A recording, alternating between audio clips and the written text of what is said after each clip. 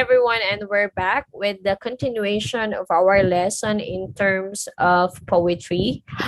Previously, we have talked about already on what are the things that you need to prepare before starting a poem. This time around, we're going to deal with the tips on how to create or how to write your poem already. So let's now start.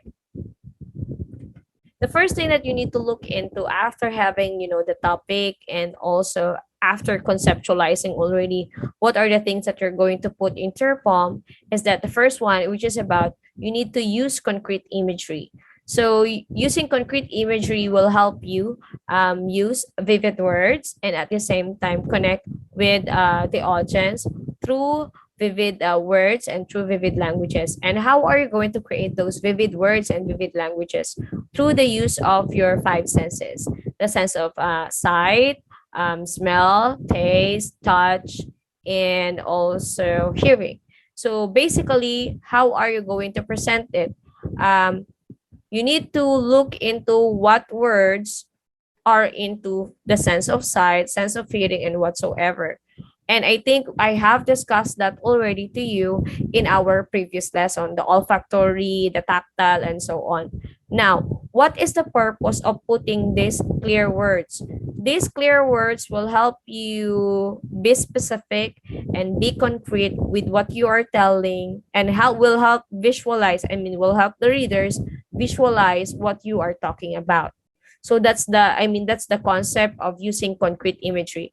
And you know that poem is more of visualization.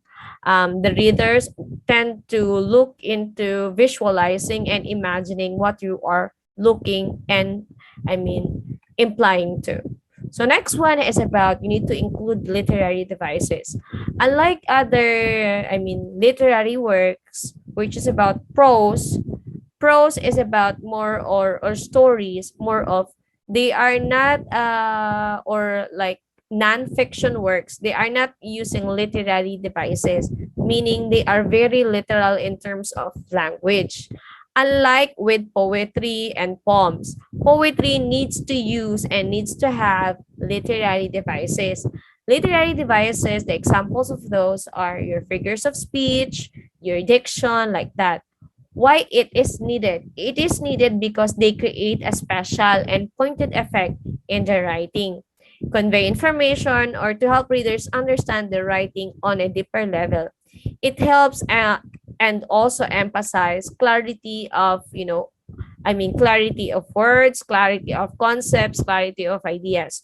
When the reader tries to compare, an object based on what he has read into her poem, definitely he can have, similarities of characteristics that help him connect more strongly with the theme.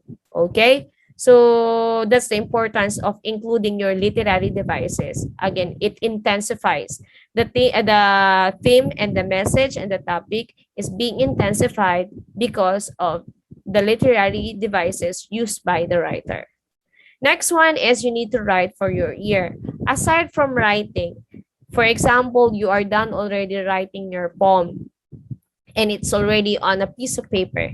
Now, it is the time that you're going to try to read it while it's on the piece of paper, for you to understand and for you to see that words doesn't jive with another word. And that's the time that you need to find words that will jive to the meaning, and at the same time synonymously, and at the same time still rhyming into our next line, because poetry is made to be read out loud. Unlike in writing, it's just basically into writing. You need to just read it and get the message. But in terms of poetry, aside from the meaning, it should be rhyming because poetry is made to be read out loud. Next one is that you need to write your poem also with a focus on how it sounds on the page. Because there are times that, yes, the message is being conveyed, but it's not good, into your ears. So you need to notice how each line of your poem flows into one another and how placing one word next to another creates a certain sound, because poetry is basically more of unity, not only unity of idea, not only unity of theme, but also unity of sound. Okay, like when you're, I mean, I'm singing a song. Basically, the poem, I mean, the words that into your song are basically the product of poems. So when you're singing a song, there are times that it doesn't match to, I mean, rhyming, and it doesn't match, and it's like something is missing or something is not fit into the song. Okay, so I think that would be all for tips on how to write already your poem. I mean, during writing your poem. Thank you so much, everyone. And this time around, I'll be switching you to my another presentation about tips on after writing a poem, which is after. So it doesn't stop there, because since writing is, I mean, a cycle, a cyclical process. You need to look into like before, during, and after. And then after, if you need to rewrite the poem again, and then write again, and then try to revise it. So that's the core of, the cyclical process. So next one is tips on how to polish your poem.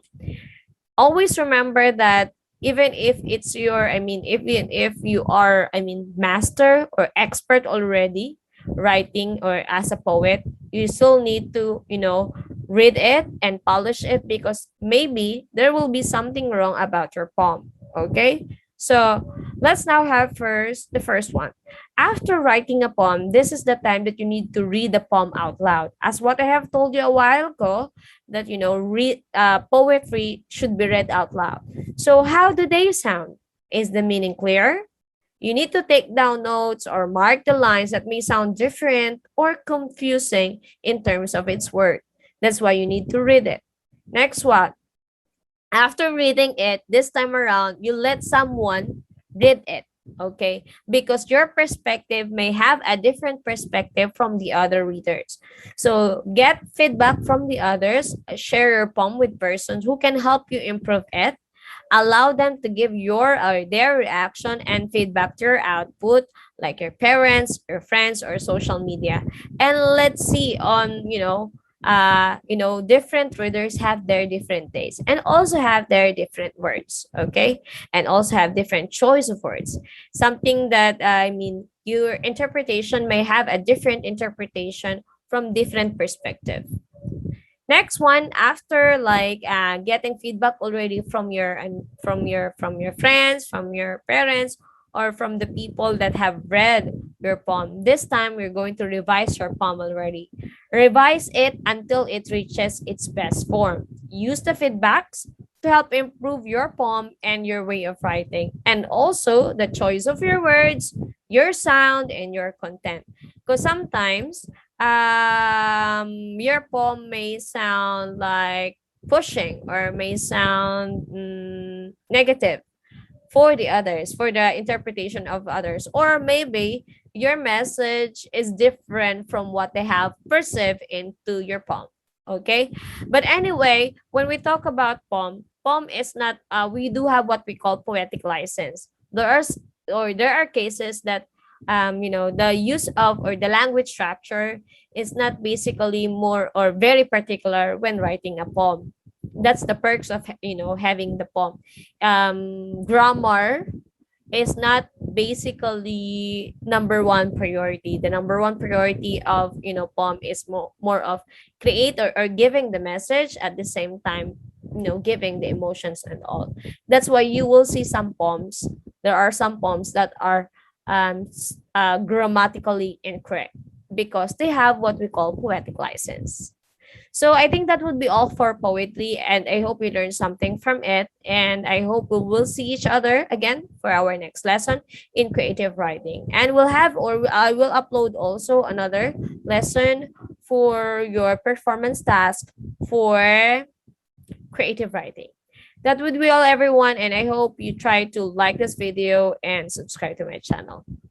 Bye bye, everyone, and we'll see each other soon for another creative writing class.